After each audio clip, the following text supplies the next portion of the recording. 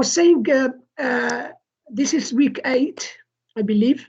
So we are going to start a new topic, and then if we have time in the future, we can come back to some of the other aspects, because I would like to leave some time for the revision as well before your exam, because there isn't much time before when we finish and when the exam is due. So I'm keen to start a new, the last topic, which is the yield line theory for reinforced concrete slabs. Okay, so I'll make a start and just stop me if you have got any questions. So I'm going to start sharing my screen.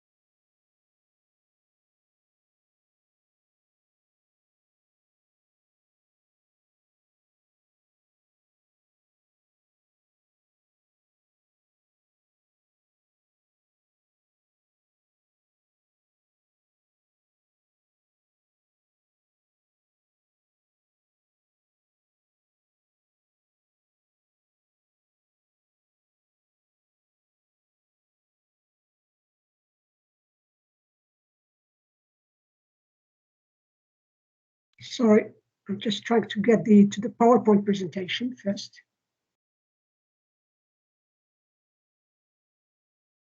Can you see the screen now, please? Yes. Okay. So yield line theory of slabs. So basically, just to give you some background to this, for the last 7-8 weeks or 6-7 weeks, we have been looking at the plastic theory of as the plastic theory, and then we applied the plastic theory to the analysis of beams, continuous beams, and then we looked at frames. We looked at rectangular frames, and then we looked at pitch roof frames. Okay. So, and one of the things we said when we looked at the plastic theory of structures is that it does only apply to, materials where the material is homogeneous, isotropic, and with all the assumptions. Okay, and we cannot, and you couldn't use it, for example, for concrete structures where the materials is not homogeneous and is not isotropic. So there is a theory called the yield line theory or yield line analysis that we can use in analyzing reinforced concrete slabs, and that this method will allow you to obtain the moment, the ultimate moment, or the failure load, and then you can use the design code, for example. To give you, to give you that the moment, for example, if you get the moment, let's say from the analysis, then you can use the code to actually do a proper design of the slab, as I'm going to show you in a moment. So what are the yield lines? Yield lines are basically lines of failure. So, for example, we always see. I'm sure you always saw. When you're walking when you're walking, for example, outside, you can see how slabs of pavement, paving slabs fail in different patterns. And you can see here, we've got different patterns of failure for paving slabs. And the reason why we have got different patterns, can anyone tell me why we have got different patterns of failure?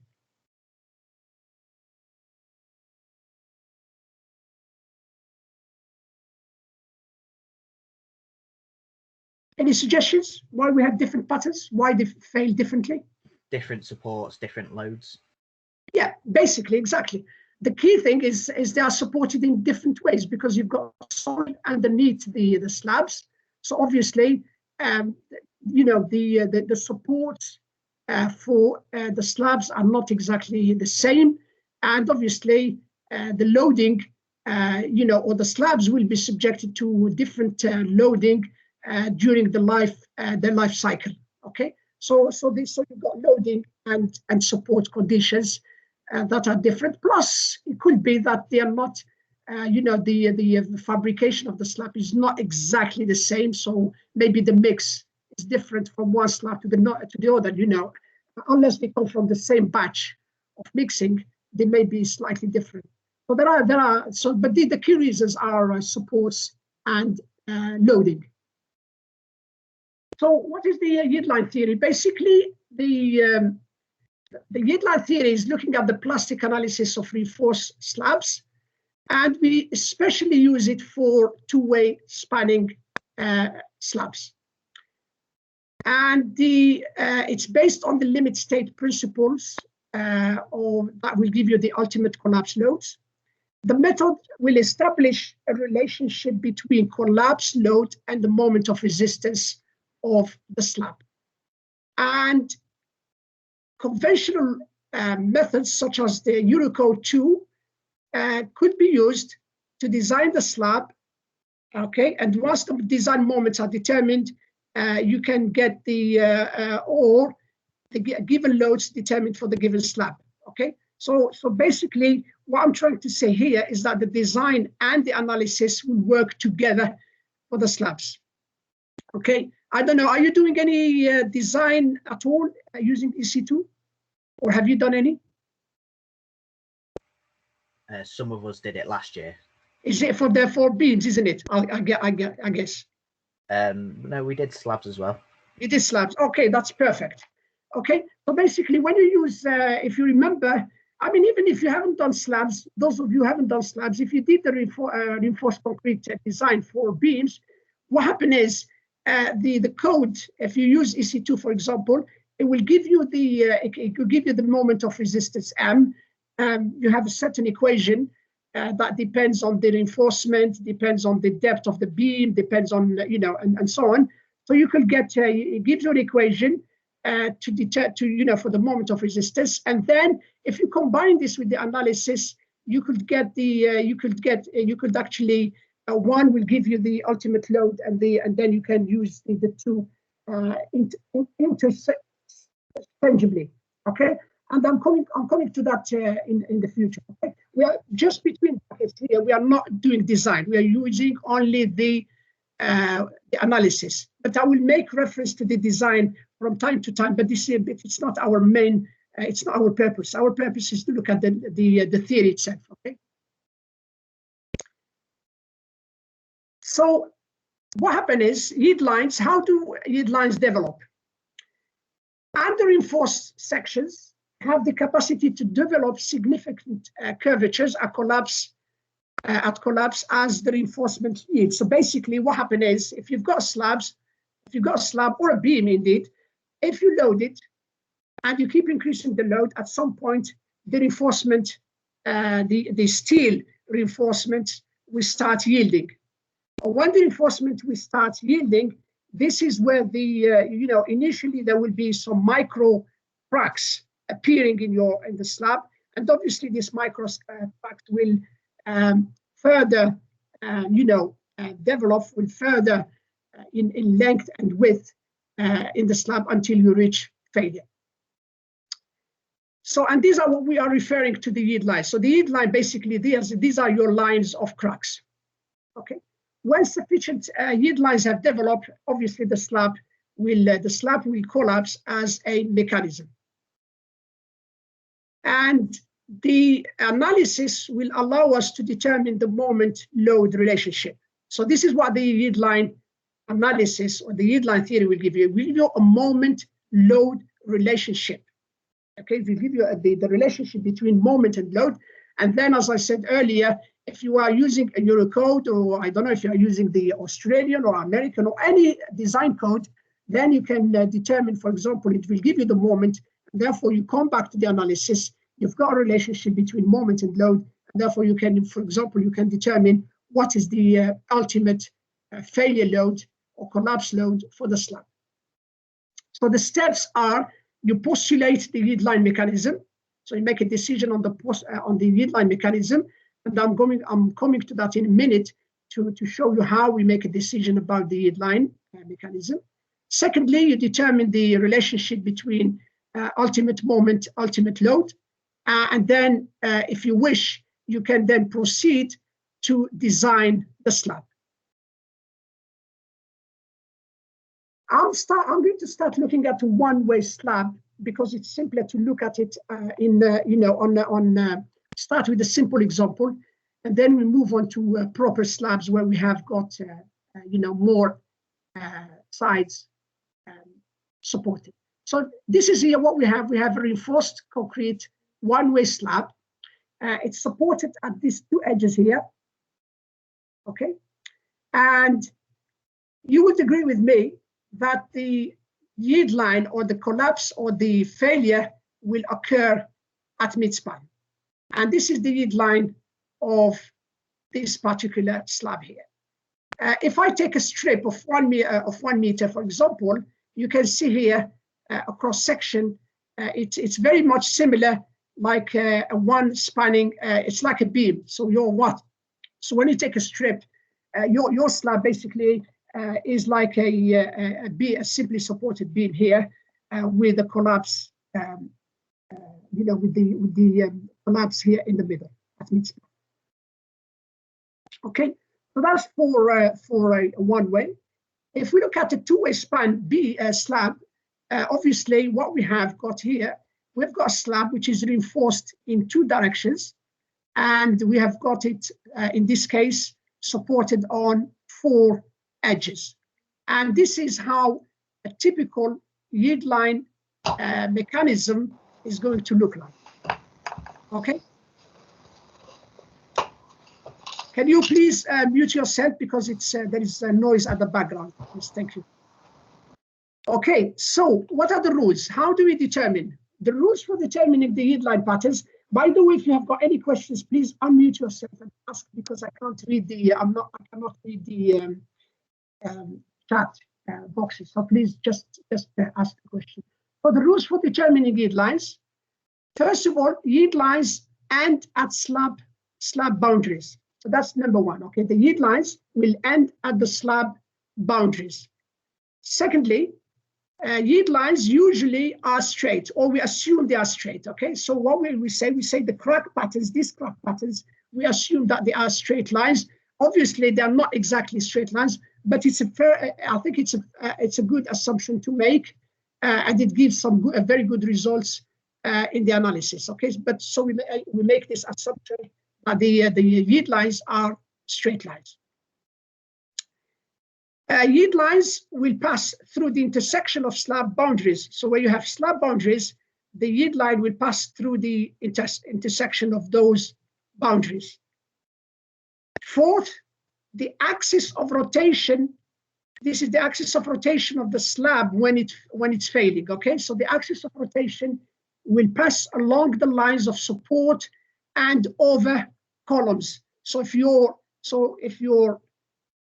slab is supported on the edges, on the sides, and also is resting on columns.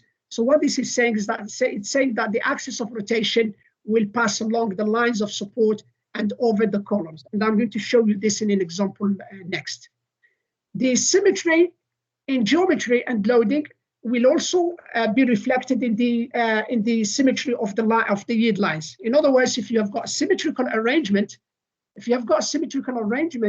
of the slab being symmetrical in geometry, as well as the loading is also symmetrical, then this will be reflected in the yield line pattern being symmetrical as well.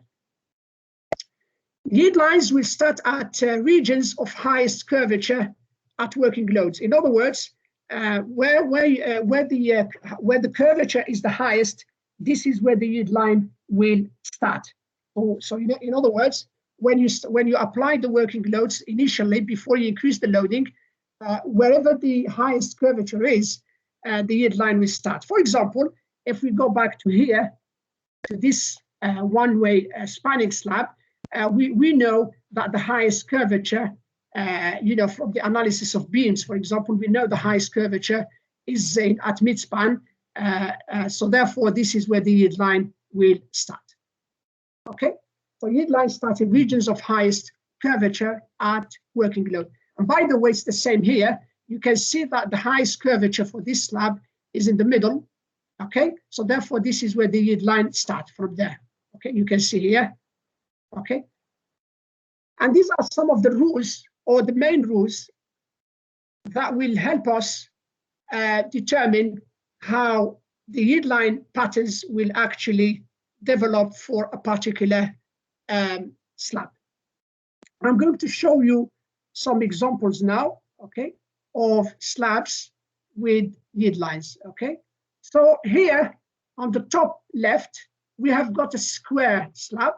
So this is a square slab, which is simply supported at on four edges, on four sides, okay? And obviously in this case, this is the yield line pattern, okay? And you can see the highest curvature is in the middle, obviously. So your yield lines will start from there and propagate the corners or the intersection of the boundaries of the slab.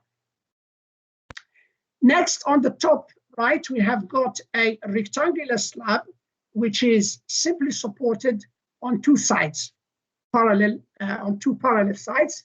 And this is the yield line here. Again, the maximum curvature is in the middle. So this is your yield line there. On the bottom left, we have got now here a rectangular slab, but this time it's fixed on the supports, on the sides. So on the edges here, the slab is fixed. So basically you have got a full fixed support. So in this case, in addition to the positive yield lines here that we have, okay, we also have got what we call negative yield lines on the sides. Do you know what the negative yield lines refer to?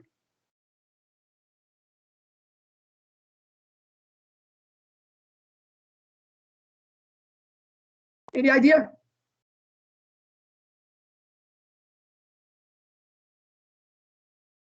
Okay, if you have got fixed supports, because you've got fixed supports, what's going to happen is at these edges here, on these sides here, you also have got a hogging moment.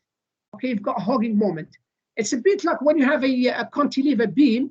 So if you have a cantilever beam, at the supports where it's fixed, you have got a hogging moment. Okay, so you've got a sagging moment on the span, which is positive, but you have got a hogging moment at the support. So it's exactly the same thing happening here. So at the supports here, we've got hogging moment, negative moment. So therefore, we have got hogging yield lines, which are usually, we show the yield lines from the negative yield lines from the hogging moments. We show them with dotted lines to distinguish them from the positive yield lines here from sagging. Is that clear? Any questions on that? Okay. So next there, on the left, on the bottom right here, we have got a rectangular beam, slab, and this time it's fixed at the supports here. So therefore, in addition to the positive yield line here, we also have got negative yield lines due to sagging, due to hogging at the supports. Okay. Right. So moving on now to more examples. So here we've got a trapezoidal shape. It's not different to a rectangular shape anyway. It's not rectangular to not different. So you've got here your yield lines starting from the maximum curvature and going towards the intersection of the supports or the sides where the slab is supported. On the top right, this is a rectangular slab. A rectangular slab. where we have got three edges or three sides supported. We've got these three sides here supported. Now, depending on the ratio of the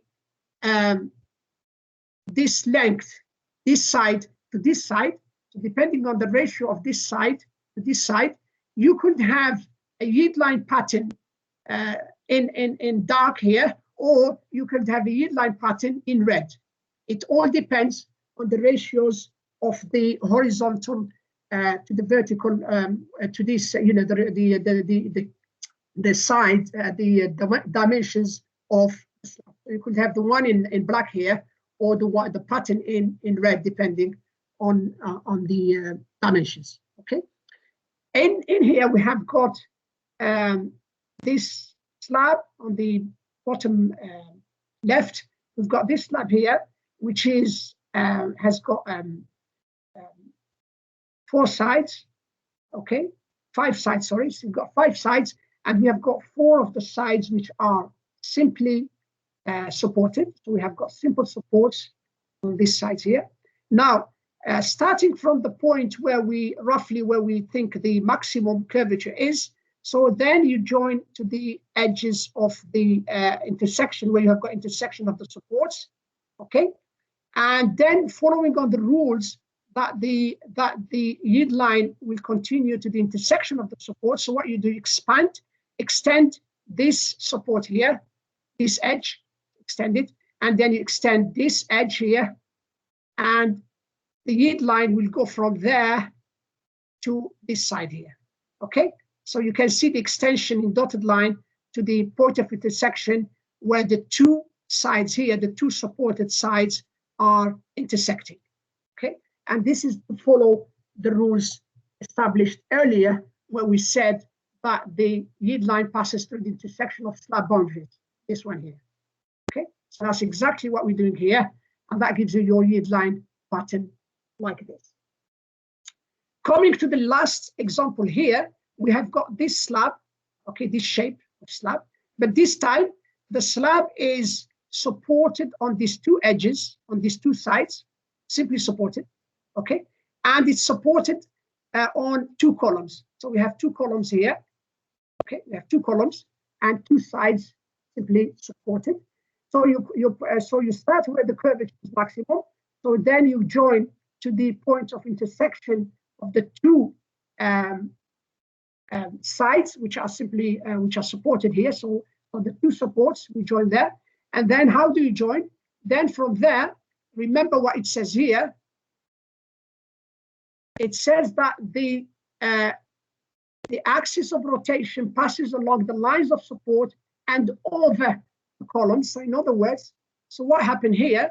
So you over the column, you draw a line here of the column, okay, and then the point of and then you extend the lines from the supports which are the edges which are supported, okay, and then you get a point of intersection there, and the point of intersection here, and then this is where your yield line from the highest points of curvature will go this way, as if going towards the points of intersection. This is the yield line pattern for this particular slab.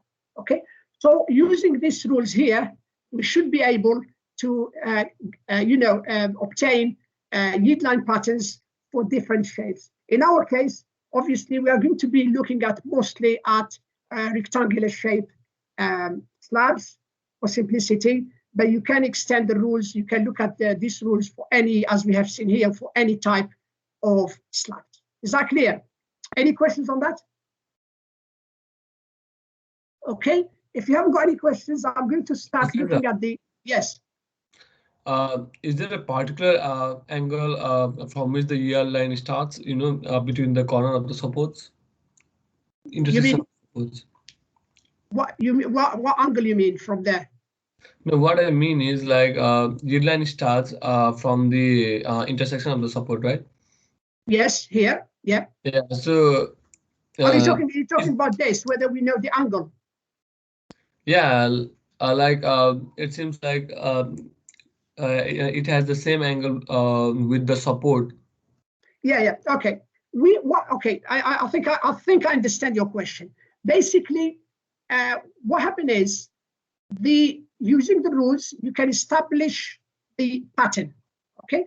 The yield line pattern doesn't necessarily give you the dimensions of the pattern. I think this is what you mean. For example, even if you come here, how do you know the distance from this corner to there? If you take the red yield line pattern, how do you know this distance? Okay. Or how do you know, for example, this distance and so on? What we have got a method called optimization, which we are going to use in the future. So I can call this distance here x, for example, and I call this distance here x, and using the yield line analysis, I can determine that distance x. Pretty much very similar to what we did, if you remember, when we did the plastic analysis of a propped cantilever, where we use the method of optimization when we don't know the exact location of the plastic hinge. So what we did, we assumed a hinge at some distance x, and then we determined using the analysis, using the optimization technique, we can determine the exact location of the plastic hinge. It's a very similar thing here. So when you have got patterns like this, or any other pattern, basically, if you don't know, for example, if you take this one here, how do I know the distance from there to the side? I think that was your question, isn't it? Oh, yes, sir, yeah. Yeah. But if you don't know the distance from, if you are not given that distance from there to there and there to there, we have got symmetry, but we don't know this distance, do we? We don't. All we know the pattern will look like this, but we don't know where is it going to start exactly. And this is where the optimization will come. So you call this distance here x, and you call this distance here x, and then using optimization from the theory here, we can actually determine this position x to give us the actual dimension. Okay, so let's start with any other questions. It's okay? Sorry. Yes, sir, yeah. Yes. Yeah, I was wondering, like, how do you have yield lines for like circular slabs or foundations? For example, those that support like wind turbines. How do you have the? I did have some slides showing the circular slabs and other type of slabs, even with holes and so on. I didn't include them because it's just too much confusing you. But basically, when you have got a circular slab, you have got what we call a fan pattern. Okay, so you've got a fan pattern. I don't know if I can do it here.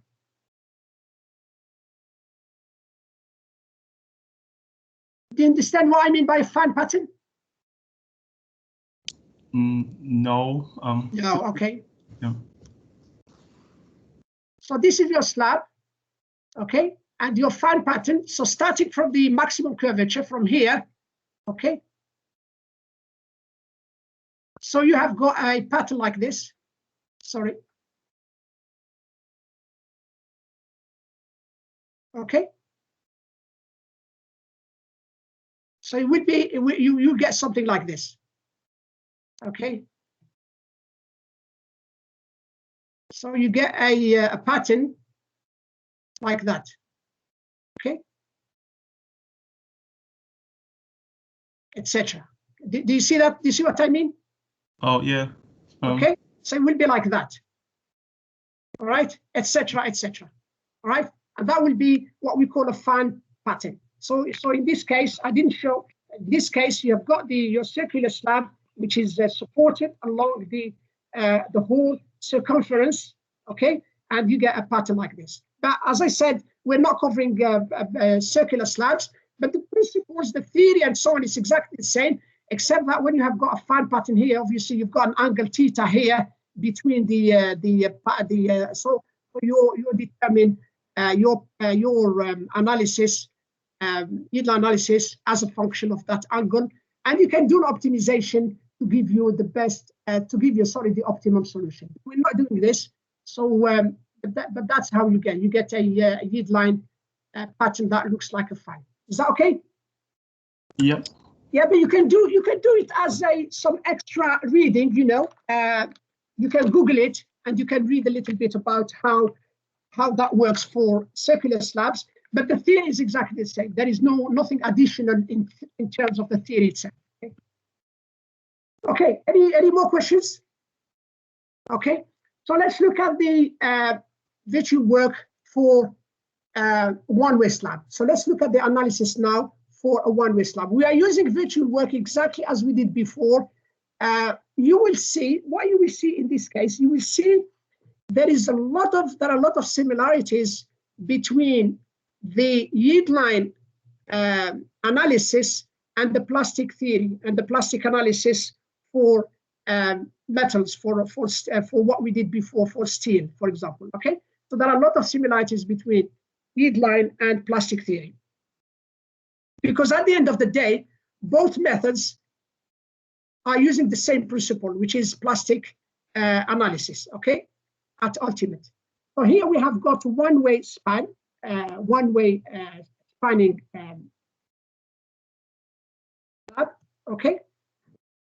And it's supported on two sides. So we had supported on this side here, on the left, on the right, and the side here on the left. The length of the slab is L, and in this direction it's alpha L. So it could be half L, it could be a third of L. It's alpha L, alpha being given. Okay, it's a fact. So for this slab, obviously the yield line will develop in the middle, okay, here. And the slab is subjected to a uniformly distributed load. Okay, we always assume UDL, okay? And the units, you need to pay attention from now on. From now on, you need to pay attention to the units, please. It's very important, because we are not working with beams, we are working with slabs, so you are working in 2D, all right? So in this case, the slab, the UDL is kilonewton per meter per unit area. In other words, it's kilonewton per meter square, right? So this is the, for the UDL, the moment, okay? If you look at here, this is a cross-section of the slab. What we see here, this is a cross-section of the slab that we see. And we have got this is where the yield line is. Okay, this is in plastic theory, that will be your hinge there. Okay, that will be your hinge in the middle. Okay, so we've got moments M on the left and M on the right with the directions shown. So that's exactly the same as before. Okay, so if we assume, so the moment here, you can see the moment on the right here there is clockwise. Can you see that? This is clockwise. Okay, so the moment there is clockwise. So what we have on the left side, on the right side here of the yield line, we have got clockwise moment, and it's a moment of resistance. Remember, it's a moment of resistance. And on the left side of the yield line, we have got this moment here, which is anti-clockwise. So it's shown here, anti-clockwise. Okay, so we have clockwise, anti-clockwise, and the two moments obviously at the yield line are in equilibrium. And the units for the moment are kilonewton meter, that's the unit of the moment, per unit length, because the moment is applied over the entire length of the yield line. Okay, so M is applied on the entire length of the yield line, so that's why the moment is kilonewton meters per unit length. So it's, in other words, it's kilonewton meters per meter, right? So remember this, please, when you're doing your analysis, okay? W is kilonewton per meter square, and the moment of resistance is kilonewton meter per meter, right? Okay? And this is the, as I said, this is the actual failure mechanism. When I say W here, really we mean, it's the critical load. When I don't say anything, that means it's critical load. A bit like when we did before, where you have lambda W. Okay. So when I say W in that context, when we are doing the analysis, we mean the critical load. Okay. We mean the critical load. So this is your ultimate load here. W is your ultimate or collapse load. Okay. Right, so now let's do the external work.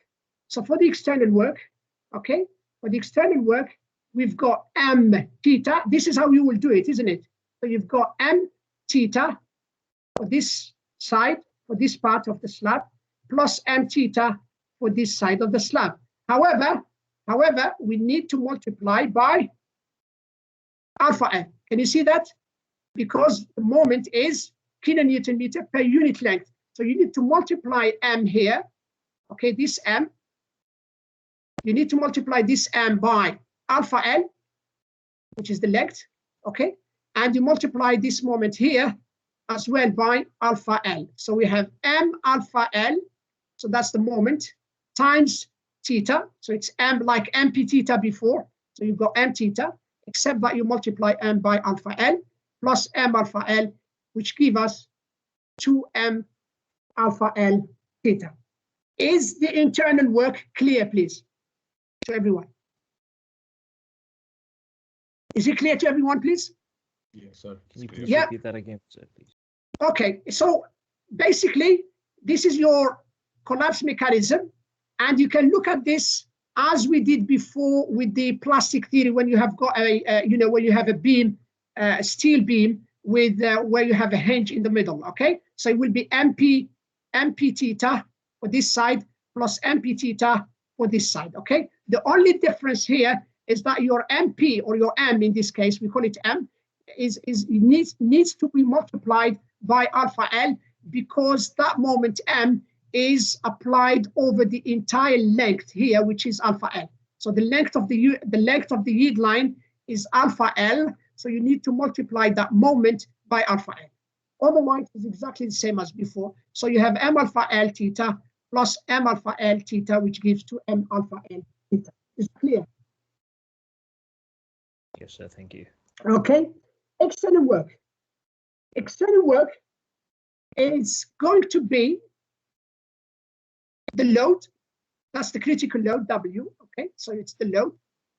You need to multiply this load by the. Do you remember what we said when we have a UDL?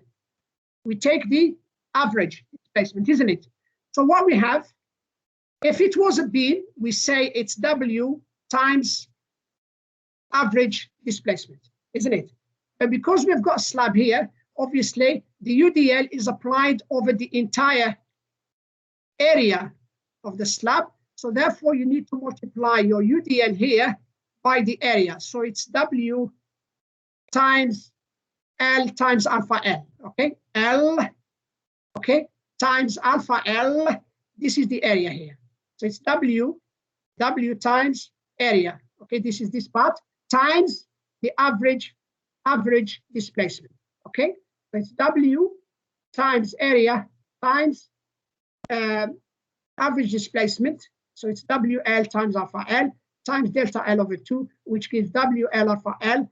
And we can substitute delta here. Remember, delta, the displacement delta is L over 2 theta. Okay, is L over 2 theta is the displacement. So you can substitute the displacement by L over 2. Okay, and with the 2 here, it gives you 4. Okay, because you've got delta is L over 2 over 2. It's L over 2 theta. And then you divide it by another 2 here, because it's the average displacement, it gives you a 4.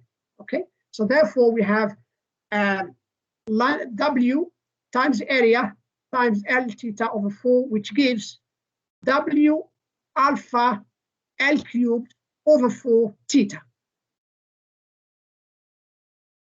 Okay, it gives WL over 4. W alpha L3 over 4 theta, okay? Is that clear? Is that clear, everyone, please? That line for external work? Yeah. Yeah, okay. So all we did here is exactly what we did before with beams, where you take the UDL times the average displacement. The only difference here is that we have multiplied the UDL by the area, because it's not a beam, it's a slab. So and the UDL is applied over the entire slab, and therefore you multiply it by the area.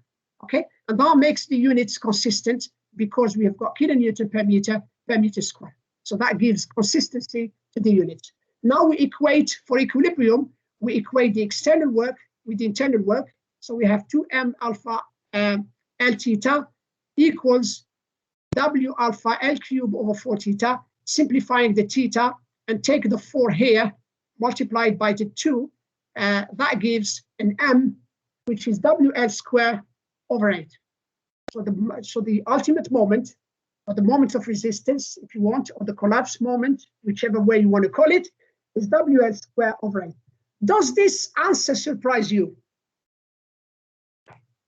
It looks familiar, isn't it? This is the moment. If you have got a simply supported beam with a uniformly distributed load over the entire slab, over the entire length, the maximum moment is WS square over 8. So it's exactly a familiar. This is a familiar equation that we know from before. The only difference here is that your UDL units are different. Otherwise, the equation looks very, very much the same.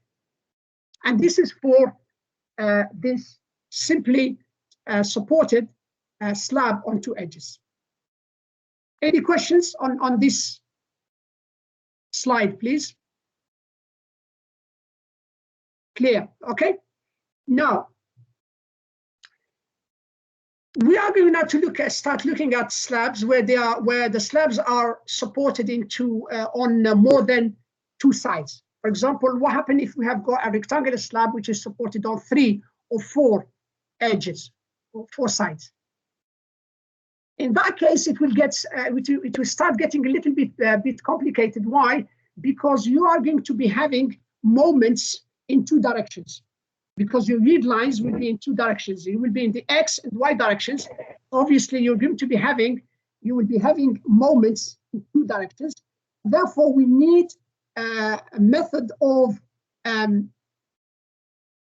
organizing this so that we don't get confused with the projections on 2 directions. Okay, and to do that, we are going to assign vectors to the moments and the rotations. Okay, before I do that, can you see this slab here? Now, in this case, this slab is going to rotate about this edge. Sorry, it's going to rotate about this edge here.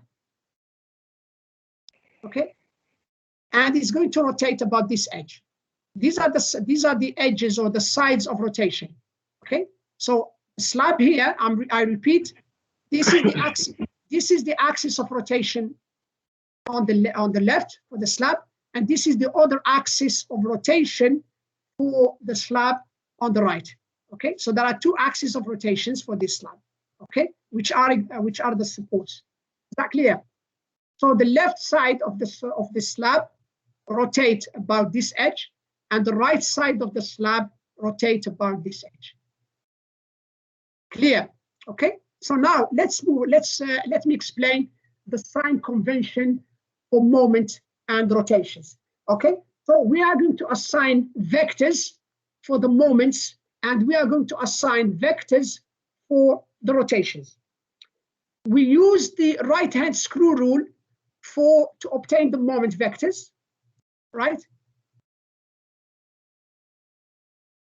And we use the left-hand screw rule to obtain the rotation vectors. And I've shown here what I mean, okay? I had a lot of trouble finding some good examples from the internet. So we've got this. So this is your right hand, okay? So this is your right hand. Using your thumb, using your palm, these fingers here are the rotation. So with your fingers, these fingers here, you make the rotation, and the thumb here gives the direction of the vector. Okay? So this is the rotation. So here your palm and your fingers here mimic the rotation. This is the rotation. In this case, in this direction, you can see the direction here of the rotation. And the thumb gives the direction of the vector. And similarly, if you look at it from this side here, in this case, the rotation is in this direction, okay, anti-clockwise, and this is the vector of rotation this way.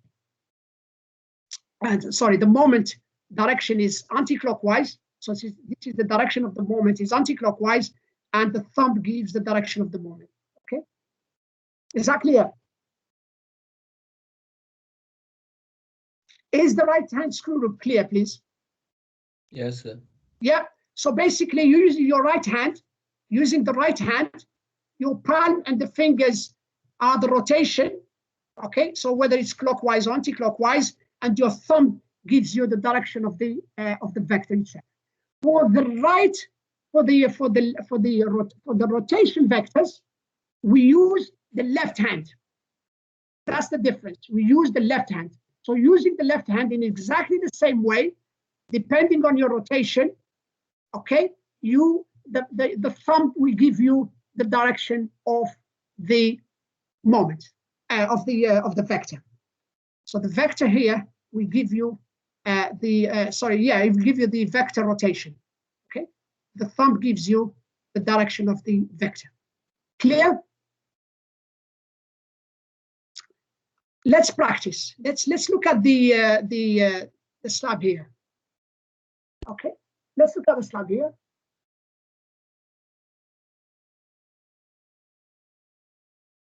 Concentrate with me on the left side here. So I'm asking you to focus on the left side of this slab here. Okay. Now, this is the axis of rotation of this slab. Okay, it's going to rotate about this here. Okay, so this is the axis of rotation. Now, can you please, using your left hand, okay, because we are using left hand, now we're going to get the vector rotation. So the rotation is about this side here. This is the axis of rotation. Can you please, using your left hand, can you tell me what is the direction of the vector rotation here? What is the direction of the vector rotation for this side, please?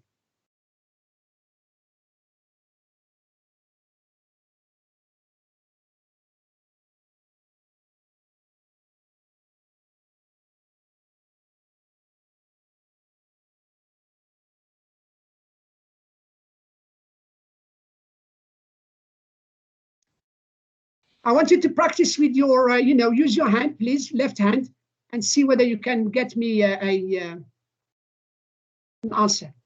The vector is gonna point downwards, and the moment is gonna be clockwise, I think. Okay, let's see. So we're looking here. This is the axis of rotation. Okay. So, and using the left hand, this slab here is going to rotate out of the screen. You agree? Do you agree, everyone, that this slab here, this side of the slab will rotate out of the screen, your screen? Do you agree? Yes or not?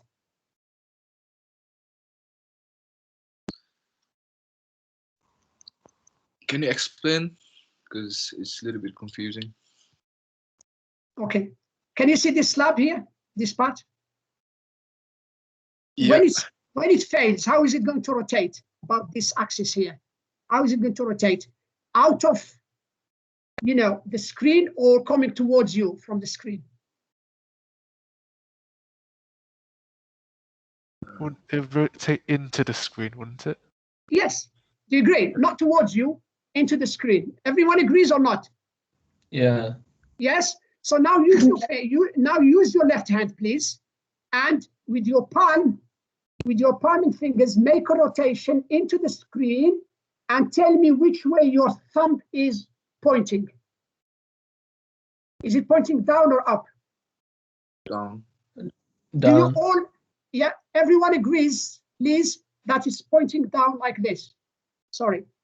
Do you all agree that is pointing down? I can't make because it's all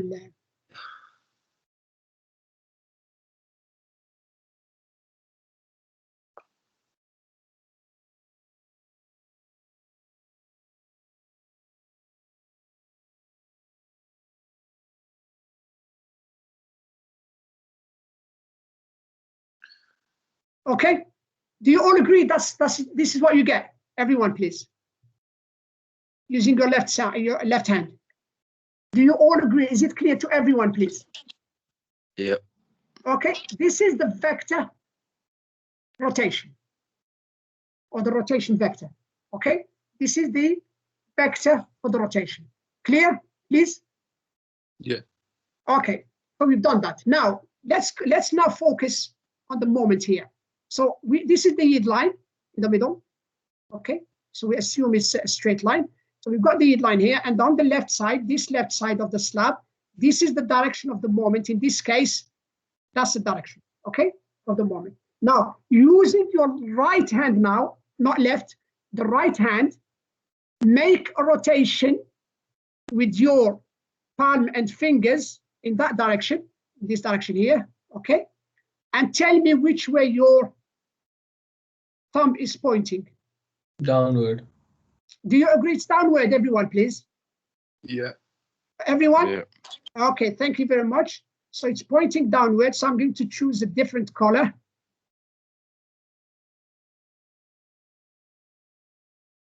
Okay. So this is the vector for the moment.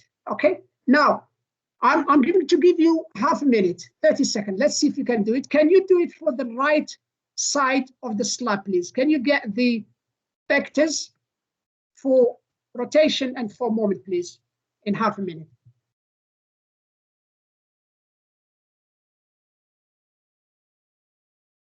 Same left hand for rotation and right hand for moment, please.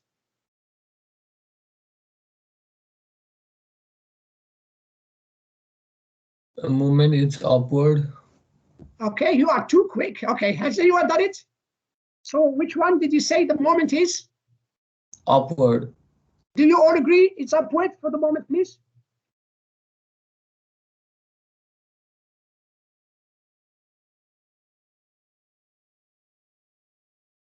Yeah.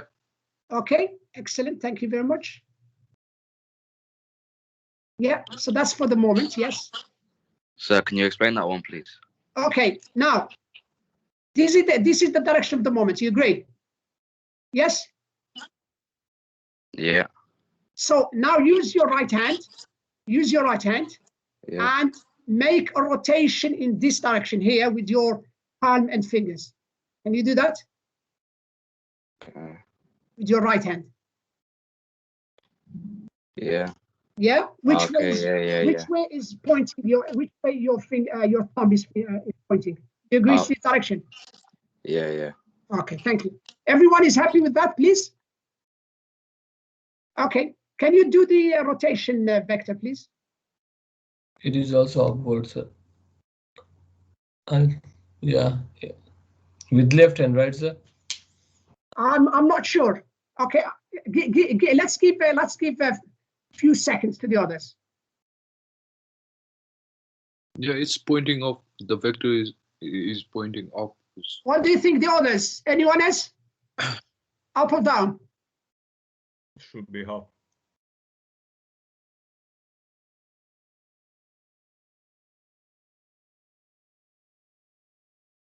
Is there a like way to? How do we decide which hand to use? Like, I've told you the left hand yeah. for the rotations. So Yeah. so at the supports here, this is your axis of rotation, Okay. and this is here your axis of rotation. So you Yeah. use the left hand there, Okay. and where you have got the yield line, where you've got the moments, which is where the yield line are, this is where you use the right hand. Okay. Thank you. Okay. So in this case, do you all agree that the rotation vector is pointing up? Please, everyone, happy? Yeah. Yeah. Yes. Thank you. Now, two observations here. Two observations. One, can you see that the vectors for the moments are in equilibrium? Okay, just like the moments are in equilibrium. So you can see that the vectors here point in opposite directions. Yeah. Okay, they point in opposite directions. And the vector rotations, okay, when you have got sides on opposite sides, where you have got the edges on opposite sides, you always get this here because you're using the same hand on the left and then on the right. Obviously, you get more. You get the vectors pointing in opposite directions. Is that clear? Everyone, please. Okay, so I mean, this is simple because this is a one spanning slab, so it's simpler than what we're going to do now. We are going to look at what time is it? Okay, it's almost 12. Now we're going to look at a two-way spanning slab. Okay, ready for that? Any questions, or we're happy to proceed? We can So, okay, so I mean, if you have any okay. Yes. Okay. Please, how do you know the direction to move? I couldn't hear you. I'm sorry. Can you repeat? Sorry. I said with the hands, how do you know the direction to move? Just to get the rotation and the moment. You're talking about this. You're talking about the direction of this moment here. Yes. How do you know the direction to move with the hand? The moment. Remember, these are moments of resistance. Okay, these moments are moments of resistance. So if you look at this is here. This is what we have. The slab in cross section. If you want a strip of the slab. Okay. Now, on the right here, for example, you can see. Do you agree the moment on this side is going in this direction? It's a moment of rotation, a moment of resistance. Yeah. Yeah, because this member here, or this slab here on the left or on the right, this part is rotating anti-clockwise. Okay, the slab here, this part of the slab on the right is rotating into the screen. So therefore, the moment will try and bring it back. And therefore, the moment is in this direction. Is that clear? Because it's a moment of resistance. So wherever the slab is going to rotate, the moment will try and bring it back. It's a moment of resistance. So you can see here, this here is rotating anti-clockwise. So you've got a moment which is clockwise. Okay. And similarly here, this is rotating anti-clockwise. So the moment is anti-clockwise. Okay, because these are moments of resistance. These are internal moments. Any questions before we move on to the next? Any questions at all? Is it clear 100% to everyone? If you understand this, then it's easier to understand what's coming next, because now we are going to extend this in 2D when we have got lead line patterns in two directions. Okay, so I'm going to move on to the next slide.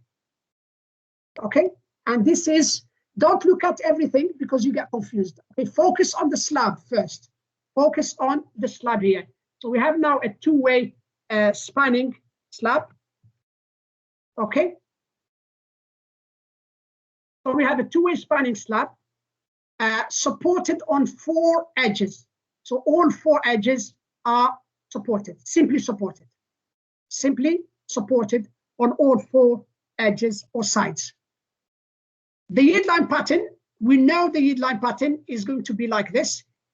Okay, so it's going to start at the points of maximum curvature, which is in the middle of the slab, and progressing towards the points of intersection of the edges, like this.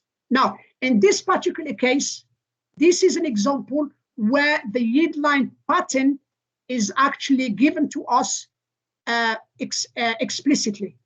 In other words, this is given to us, it's 1 meter, okay, from this side to there, it's 1 meter, okay, here, and from there to there, it's 2 meter, okay, and from this there to the side here is 1 meter.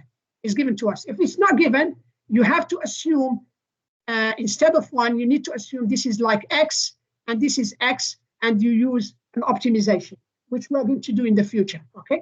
But for this particular example, these are the dimensions. The dimensions are given to us. Okay, so we have 3 meters for this side here, and the length of the slab in this direction is 4 meters, and the yield line pattern is perfectly defined in this case. We assume that the moment in this direction is M, Okay, in the x direction if you want. So in the x direction we have m, and in the y direction we have got 0.4 m. What does it mean when we say m and 0.4 m?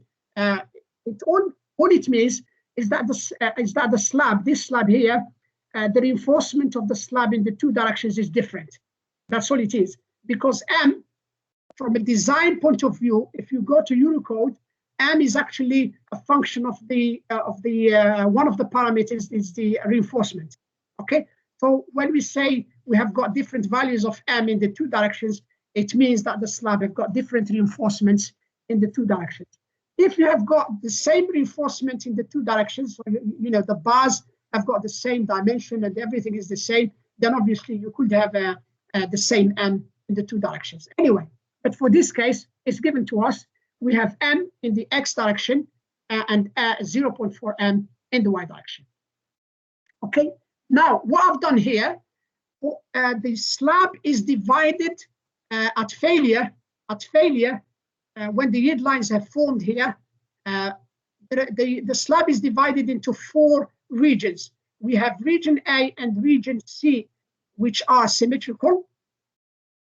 Okay, and we have region B and region D, which again are symmetrical. So we have these two trapezoidal shapes, and we have 2 triangular shapes that we need to analyze. Okay, what I've done then for each region, I have determined using the left screw rule and the right screw rule. I've determined the directions of the moment, the vectors for the moments and the vectors for the rotations, because the axis of the rotations here are the edges. These are the axis of rotation, and the yield lines are shown here. So using the left screw rule, the left-hand screw rule, you can determine these vectors, and then using the right screw rule, you can determine this vector. Now, what I would like to do, please, I would like to give you 3 minutes or so. I'm going to mute myself. Can you please, with your hands, please, can you practice? Do it at least for edge, for A and B, for example. Can you please determine, check for yourself, okay? Can you practice and check for yourself the direction of the moments, please, and then of the vectors, and then let me know, please, if you struggle, okay? So I'm going to mute myself for a couple minutes, 2 or 3 minutes. Can you practice and get all the vectors for A, B, C, D, please?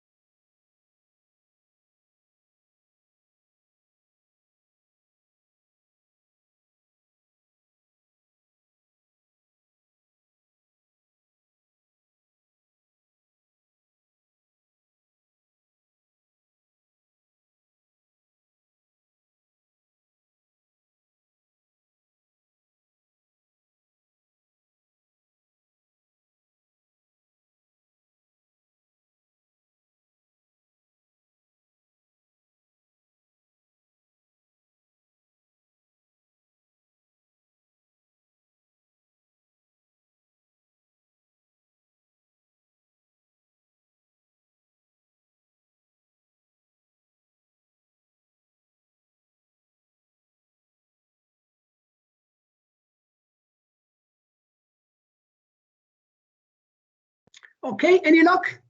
Has anyone done, have you all done at least A? Do you all agree with the, Yeah. yeah, is it Yes, clear? sir. Yeah, Yeah. thank you very much. Everyone, please, anyone struggling with any one of them, please let me know. I'm more than happy to go over them. So looking at A here, okay, so this is, so these are the moments from the yield lines, the direction, sorry, the vectors from the yield lines here, the moments, and this is the vector for the rotation at the edge, at the sides, okay? And then you can repeat it for C, B, and D. I would like to make some observations which will save you time in the future, okay, because you don't want to do that for every region.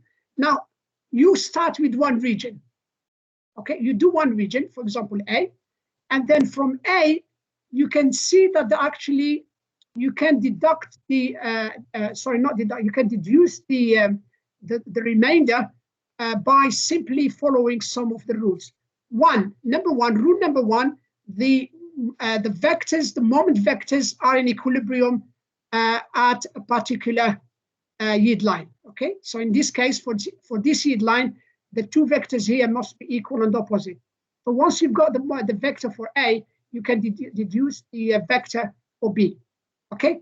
And similarly, once you've got this vector here, you can deduce this vector, and similarly for that and that. So already you've got this covered. Then, the moment, you can see the moments here, the vectors here for the moments are flowing in the same direction. Can you see that they are going like a flow in the same direction? Yes? Okay, so you've got the same thing happening here.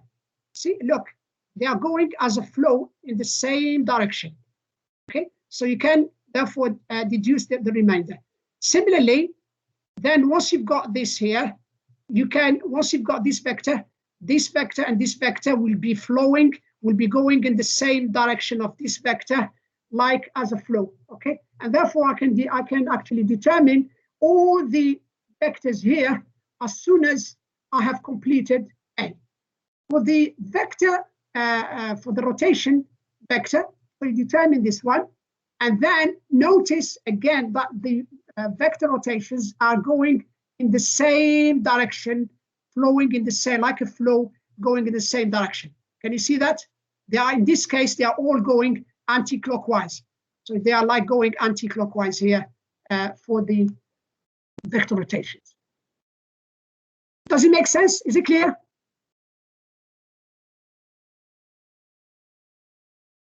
Everyone, please? Yeah. Yeah. So in the future, you do one of the regions, whichever you want to choose, and then you can actually from that you can determine the remainder regions. So that's done. Okay. Any questions on the vectors? Everyone is clear about it, please. Okay.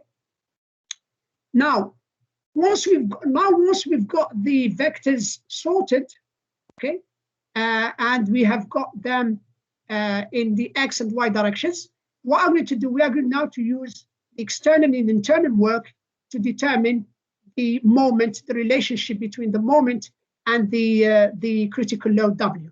Okay, so let's start first of all with the internal work. By the way, with the yield line, you can always assume a unit displacement in the equations of the external and internal work. Okay, we can always assume a unit displacement. Okay, why we can assume a unit displacement? Because the displacement, if you assume a displacement delta, that displacement delta will cancel anyway, because you've got theta appearing in both the external and internal work. So your delta will cancel anyway, and therefore you might as well assume delta equal to 1. So you can assume a unit displacement. I mean, I can take you here, for example, back here.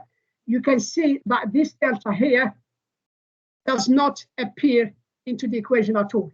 Okay, why? Because when you substitute delta here as a function of theta, you can see that the theta and the theta appear in both equations. You've got theta and theta there, so it will cancel anyway. So when you assume a unit displacement here, it wouldn't make any difference at all to the solution that you obtain, because delta is a function of theta and a function of theta, and theta will cancel anyway. Okay, so that's why in the future, to make things a little bit simpler, we can always assume that we have a unit displacement. I mean, we could have done it with the plastic theory of structures. We could have done a unit displacement, and it wouldn't make any difference to the equations, to the solution, sorry. So we are going to do it here, because with slabs we are dealing in 2Ds and so on. So you can use a virtual work with the unit displacement. So in general, for the internal work, as we have seen with the it here with the one-way spanning, it's always load times area times displacement. We have here, and then similarly for the moment, it's moment times length of the the length of the yield line times theta.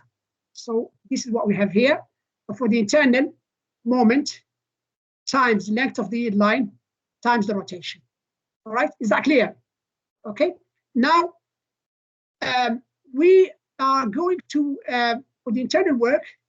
The best way in this case, because you've got two directions, x and y, we've got x and y directions. So the best way to perform the internal work is to actually do a small table like this, where you have got the regions. We have region A, B, C, and D, and then you have a column for the moment M in the x direction. Then you have the moment M projected on the y direction.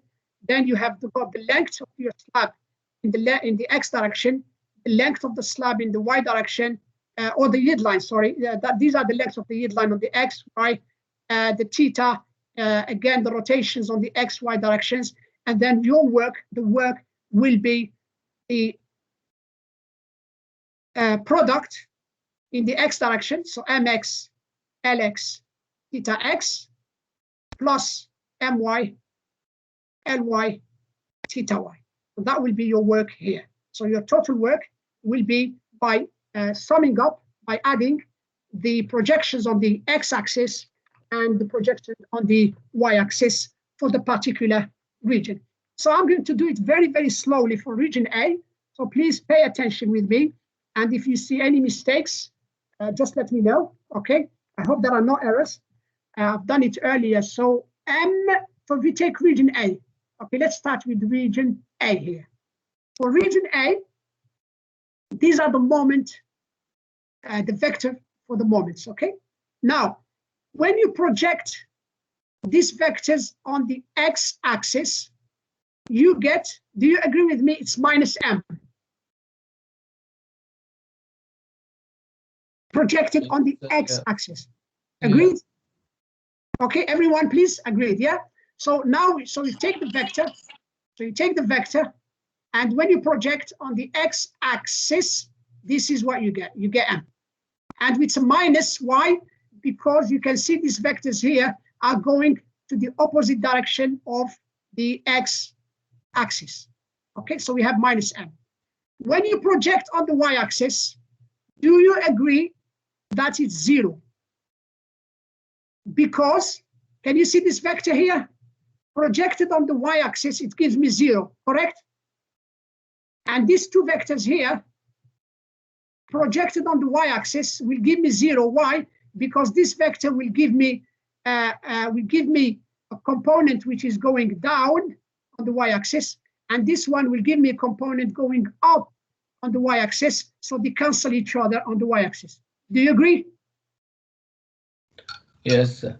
Okay, so that gives me a total projection on the y-axis of 0 for region A. Now, the yield line, can you see this is the yield line for region A? This is the yield line for region A, okay? When you project this yield line here onto the x-axis, you get 4. Agreed?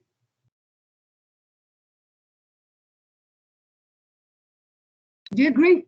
The projection of the yield line for region A on the x-axis is 4. Agreed? Yeah. Okay. What is the projection on the y-axis of this yield line here? This yield line projected on the y-axis gives me 1.5. Agreed? Half of 3. Okay, good. Now, this is the tricky one. Not tricky. This is where you need to pay attention. Now, theta x. Now we're here. Now we're looking there. This is where we're looking. We are looking at the rotation now, okay? Now, in the middle here, okay, in the middle, the deflection or the displacement into the screen, this is out of the screen, into the screen, the deflection there is a unit displacement. We assume that we have got one. Okay, we've got one there. The displacement here, the displacement is 1, correct? So what is the rotation? If the displacement is 1 there, if the displacement here is 1, what is the rotation? Theta.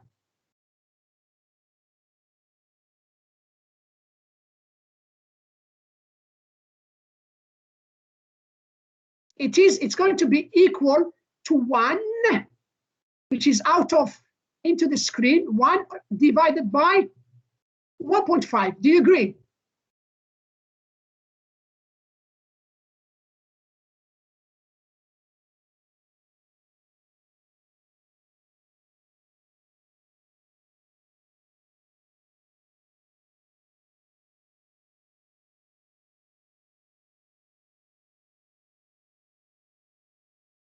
Do you agree, yes or not? I don't understand. You don't understand. I'm going to try and explain it slowly. I told you the rotation one is the one which is a little bit tricky. Okay, so I'm drawing here.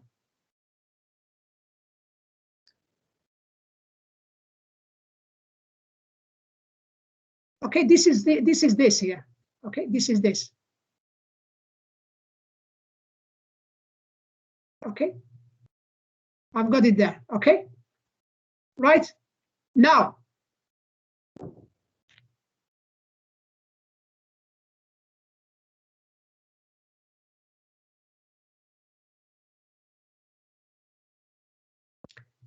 Imagine this is when this is into the this is when the slab here, this part of the slab,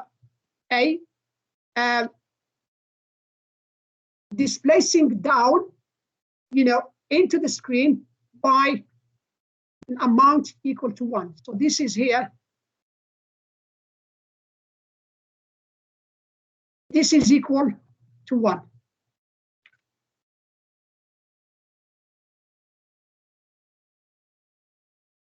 Okay.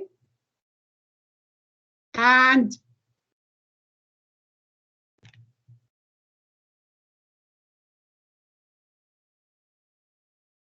so how do we know the deflection is 1?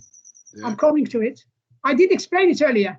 So that's the assumption we have to make for every time. Yeah, because you can say delta. You can call it delta. If you know, you can call it delta here. Yeah. But you have to include delta everywhere into your equations. It will cancel at the end. This is what I said earlier. Okay. So because it cancels, you see here we called it delta, Yeah. and yet it did cancel at the end. So why carry it with you? It's going to cancel. Just call it 1. Okay. Okay. So it's just we to make the equation simpler. We assume a unit displacement. Okay. Because delta and theta are connected, so it will cancel anyway. Okay. Now, this is the displacement. Do you agree the displacement is sorry? Do you agree with this? Do you understand this figure here? What I've done here, to everyone, please. Yes. Clear. Okay. Now, this is 1.5. Okay. And the angle here is theta. All right. So we've got an angle theta there, which is the angle at, sorry, the angle theta here. And this is, so what is sine theta? I mean, we remember we are talking about very, very small displacement and rotations. So I can assume this is also 1.5 theta, okay? Can you tell me what is sine theta, please?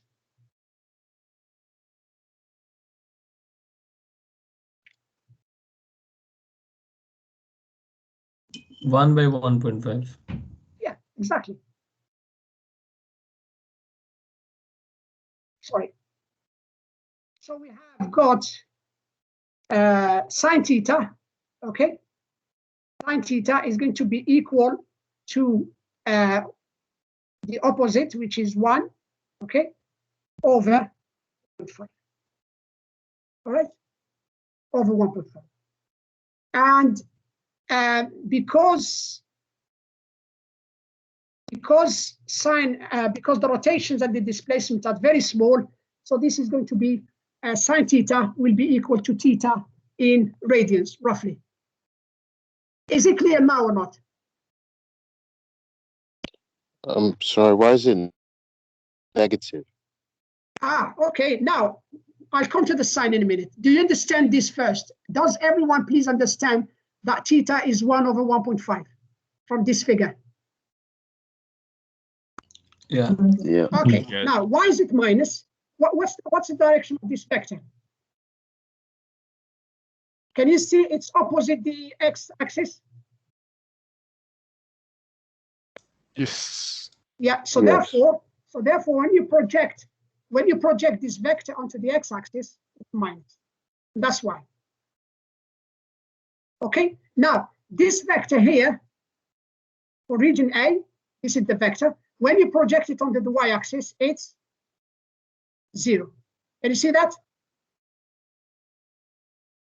Yes. Okay, so there is no rotation for region A. There is no rotation vector. There is no projection on the y-axis. And that's it. Now what you do, you multiply mx times lx times theta x, which gives the minus and minus becomes a plus, and it gives 4m times 1 divided by 1.5. And this is the work for region A. For region A. Okay. Any questions? Any questions at all for this region here? Clear? Everyone, please? Yep. Then you do the same for region B. Here. Now, by the way, we've done A. When you do A and C are identical except in the direction of their vectors. Can you see that? So A and C, we have symmetry. So I can use symmetry here for A and C by reversing the signs of the vectors. So I have 0, I have M. Instead of minus M, I have M. Instead of minus 1 over 1.5, I have 1 over 1.5. But when you multiply the two, you can see that the work for region A and region C are exactly the same, which makes sense because we have symmetry. So the work for these two will be the same, although the directions of the vectors are opposite directions. But when you multiply, you get exactly the same value. Is that clear? So this is for C. For B, let's do B. Let's look at B. Let's look at B. I need your attention again, please, for B. So for B, we have, these are the vectors for moments, okay? These are the vectors for the moments. When you take these two vectors here and you project them onto the m-axis, onto the x-axis, do you agree you get 0? Onto the x-axis. Yeah, for the grid. Yeah. Correct? Okay. Now, when you project on the y-axis, this one gives you a component going up, and this one gives you a component going up. So it is a positive. So it's positive in the y-axis, and therefore we have 4.m, not 0.4m, which is the moment in the y-axis. So we have not 0.4m onto the y-axis. So we have 0 onto the x-axis because projected on the x-axis we get 0, and in the y-axis, we have 0.4m. Now, the yield line, this is the yield line for B. This is the yield line for B, these two lines here, okay? When I project this on the x-axis, I get 1. Do you agree? Yes, sir. Yeah. When I project it on the y-axis, do you agree it's 3? Yeah. Okay, good. Now, theta, this is the one. What is theta on the x-axis? Look at here. You got 1 there. At this point here, we've got 1. The displacement is 1. Can you tell me what is the rotation now, theta, for region B?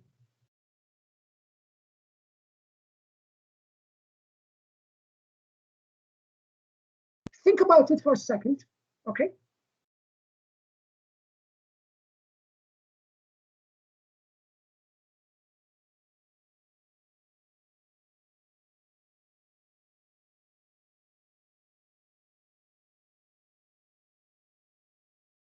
Do you agree out of plane, into the screen, it's 1, yes?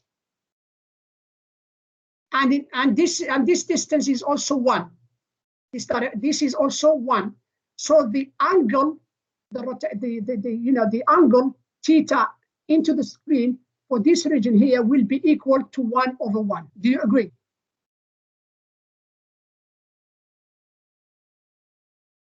Yes, sir. Yeah. Yeah. Sure.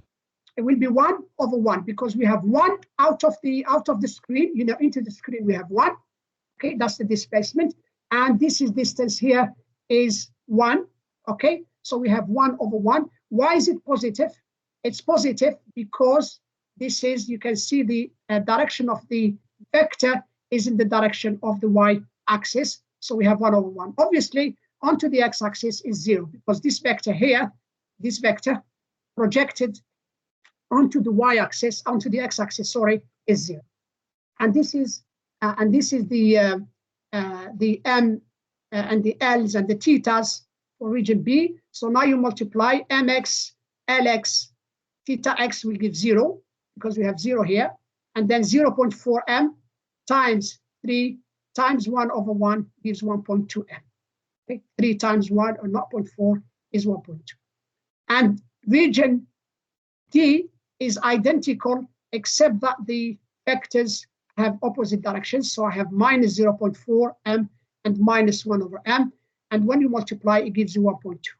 So now I can add all these together here. So the total, so the internal work for this slab, adding all the regions, will give me 2 times 4m/1. Okay, this is not good. Okay, and 2 times 1.2m, which gives, please check it, it should give 7.73m. Is that okay, everyone? Are you all happy? Is any questions? Sir, can you repeat the theta y for B, please? Theta y for B. Okay. Yeah. Okay.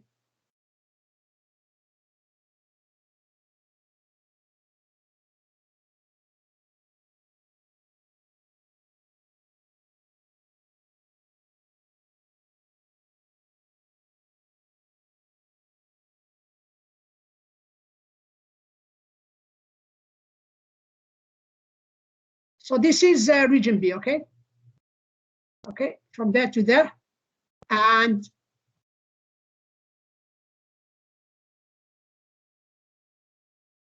this is when it's deformed, okay? So this is into the screen, okay? This is region B, displacement into the screen there.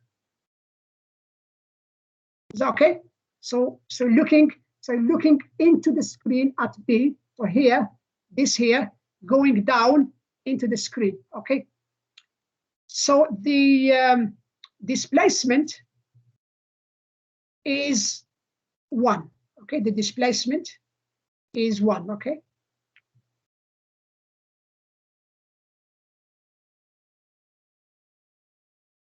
I mean, it's not drawn to scales, obviously. Don't pay attention to the scales, okay? So we have 1 here, This is 1. Okay, and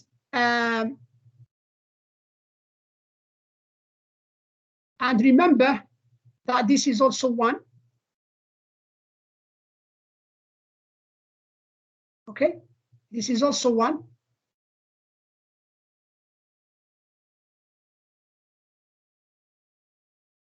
Right, and this is, you have got the angle theta. Okay, so you've got theta here.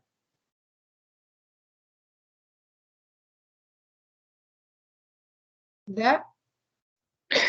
Oh, yeah, that makes sense now. Does it make sense? Yeah, that makes a lot of sense. Yeah. I'm trying to explain it as it's very hard when I haven't got a visual contact with you. I do apologize. It's not like you know, giving a lecture in a theater where I can see you and you can see me. I do apologize. So I'm trying my best. But does it make sense now? Yeah, definitely. Thank you so much. Okay. So that's what it is, because you've got 1, the displacement out of plane is 1, and this side here is also 1, so therefore it's 1/1, okay, which is theta, sine theta, equal to theta. Right, that gives us a total internal work of 7.73 meters. Any questions from anyone, please, before I move on to the external work, please? Is that clear? How did we get 1.2, sorry, for B? 1.2? Yeah, 1.2. 0.4 times 3. Because that's given, this is given, 0.4 m in the y direction, okay? And 3 is the length here of the, when you project this UDL, when you project this yield line onto the vertical, onto this y-axis, you get 3. This is 3 here, okay? So you've got 3 times 0.4, which is 1.2. What times 1 here? Yeah. Here? Okay. Then, but for A and C, it's and different. A and C are identical, and B and D are identical. I mean, in the future, when you have got a symmetrical arrangement like this, where you have got a slab where the geometry is symmetrical, the the supports are symmetrical, everything is symmetrical. You can do just 2 regions here, and then you multiply by 2 when you do your work, like I've done here. So you multiply by 2.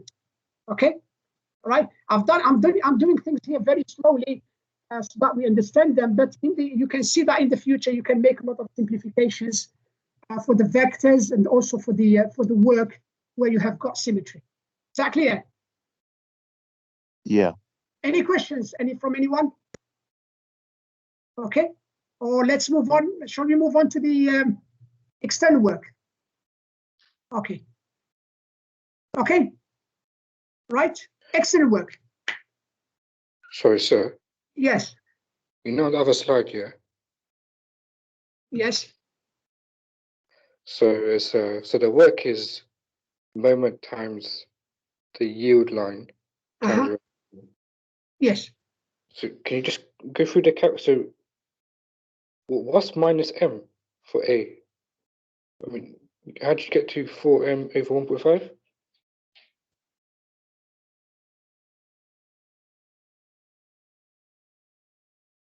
Which one? Which region you are talking about? So A. If you just go over the calculation for A, please. A, you've got this. You understand the vectors? Yeah. Okay. So you project these vectors onto the x-axis. You get m, and because the vector here, and you see, is going opposite the direction of x, so it's minus. Can you see that? This vector is going. Yeah. And you see these vectors going into the opposite direction of x. Okay, so when you project onto the x-axis, you got m here with a minus, okay, because it's opposite the x-axis. Clear? Yeah, that makes sense. Yeah, and you do the same when you get to the other directions. When you get to my, obviously for these vectors here, because when you project on the y-axis, you get 0 on the y-axis, because this is 0 on the y-axis, and these two here have got components going in the opposite direction on the y-axis, so they cancel each other, so you get 0 on the y-axis. Is that clear? Oh, yeah, sorry. Yeah, makes sense. Sorry, I thought the 4M was 4 meters. That was my mistake. Sorry. No. You see, I've been very careful here not to put the units. Okay, if I put not point A, some people, now I'm not saying everyone, some people may get confused. So I am very careful. I'm not putting the units, and I said here dimensions in meters because I had this before. Okay, is it clear now? That's perfect. Thank you so much. Okay, you're welcome. So let's move on to the external work. The external work should be a little bit easier, so I'm going to explain it. So we have got 4 regions, A, B, C, D. When you do the external work, you do exactly the same. You divide your slab. You've got your slab divided into 4 regions, so you do the external work for each region. Same as before, same as with the internal work, I can use symmetry. I can work out the external work for A, and then for C, it will be identical.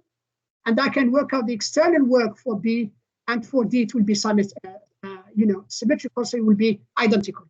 So I multiply the external work for A by 2, and I can multiply the external work for B by 2. And this is exactly what I'm going to do here on the next slide. So region A or C, okay? I picked up region C, but you can pick up region A, it doesn't matter, they are identical. So looking at C, this is region C. So for region C, we have got 1.5 meter in the Y direction. And in the Y direction, we've got 1 and 2 and 1. Clear? Region C itself has got 3 parts. It has got 2 triangles and 1 rectangle in the middle. So the external work, remember what is the external work? The external work here is the load times the displacement. And I should say load times area, to be honest, to be more precise, it's load times area times displacement. Because remember your UDL, okay, your UDL is, okay, I put it like this, so I make things simpler, it doesn't confuse you. So it's the load times the area times displacement, same as we did here before, where we have taken the load W and we multiplied it by the area, and then we multiplied it by. So we are doing exactly the same here. So we have the load times the area. Okay. Now here we are taking the not the average displacement, the maximum here, which is there. We are dividing it into 4 regions, so you have to be careful here. Okay? So we have got, if we take this triangle, or shall I? Okay, let's start with the rectangle here. Let's start with the 3.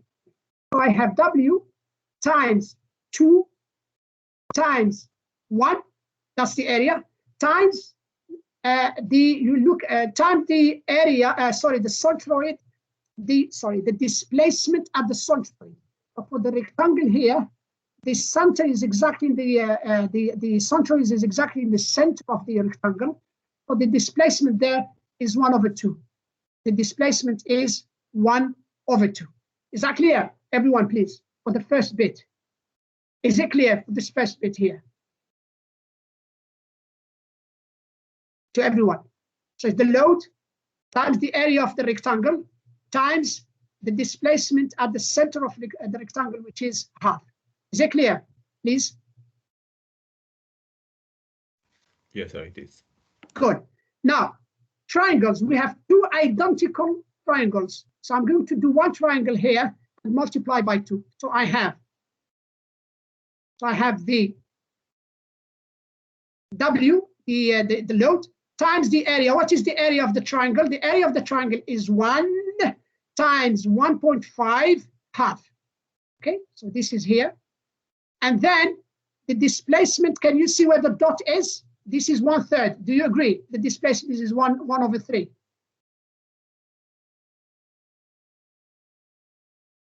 Do you agree? For the triangle, the displacement is 1/3. Yeah. Yeah, and then you multiply by 2 because we have 2 triangles, and that is the external work for region C. So now I'm going to rearrange. The first part will give me 1.5 W. The second part here will give me 0.5 W, which gives me a total of 2W for region C. And remember, region A and region C are identical. So for region A, I also have 2W, the total and the external work. Right? Now, going to now region D or B. So you can do either D or B. So we have 1 meter in this direction and 3 meters in the Y direction. So this is region D, for example, or B, whichever. So the external work will be W times 3 times 1 and half, because it's a triangle. Okay, so it's W times 3 times 1 over 2. This is the area. So it's W times the area times the displacement. Again, because it's a triangle, it's 1 over 3, and the 3 and the 3 will cancel. So we have W over 2, which is 0.5 W. And because B and D are identical, so the external work for D is also 0.5. And therefore, the total external work, the total will be 2W here twice, 0.5 W twice, which gives me 5W. And this is the external work for this slab is 5 times W. W is kilonewtons per meter square. Any questions on this slide here, please? So how is the centroid for C half? Well, it's a rectangle, isn't it? It's a rectangle, isn't it? Yes. Yeah. The displacement here on the edge where the yield line is 1, isn't it? Do you agree? Do you agree that displacement is 1 there? Yes, yeah. Yeah. So in there, so because the displacement here is 1, so obviously at the centroid it's half. Oh yeah, okay. Any other questions, please? When do we know, because the centroid there's 2 axes, it could be the X or Y, when do we know which one to use of the shape?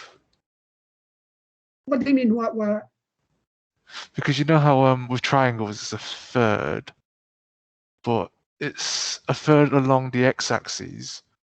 But isn't there because with the centroid of the square, a rectangle, sorry, it's the centroid from the Y-axis. So, oh, well, hold on, no, sorry. Okay, no, never mind. My bad. I understand now. Okay. Any other questions, please? Yeah, I mean, all you need to remember is that the displacement at the yield line itself is 1. Okay, and then depending on your shape, I mean, usually you always have either a rectangle or triangle anyway. So it's 1, it's half for the rectangle, or 1 over 3 where you have a triangle. And also use symmetry as much as you can, especially when I think when you have got. I'm not saying that in all our problems we are going to have symmetry, because I am going to do some examples in the future where we haven't got symmetry, and then in that case you will have to do each region separately. Okay, but in this case it's simplified a little bit things for us. Okay, but otherwise the theory is exactly the same. So now we've got the external work and the internal work. So we've got external work here, internal work 7.73 m times m. And not meters, times m, and the external work is 5 times w. Okay, if you haven't got any questions, I'm going to move on to the next slide. So what you do then, you equate the external work to the internal work for equilibrium. So we have 5 times w equals 7.73 times m, which gives m equals 0.65 w, or this is by dividing 5 over 7.73 gives you 0.65. Or if you want W, you divide 7.73 by 5, which gives 1.55 times M. Please do check it. Okay, so now, if you use Eurocode 2, sorry, the design of reinforced concrete structures. So if you use EC2 can give you the moment of resistance M, provided that you know the reinforcement for this slab. Okay, if you know the reinforcements of this slab and you know everything, you know that the thickness of the slab and you know all the dimensions, EC2 can give you this value here of M. If that's the case, if you use a code, if you use a design code, you can determine M, and once you've got M, you can determine the collapse load of the slab. You can determine what load the slab will collapse. And this is what we said at the introduction. At the introduction, I did say that the yield line gives you only a relationship between W and M, and then you have to use the code either to give you M, and then you can determine collapse load from that. Is that clear?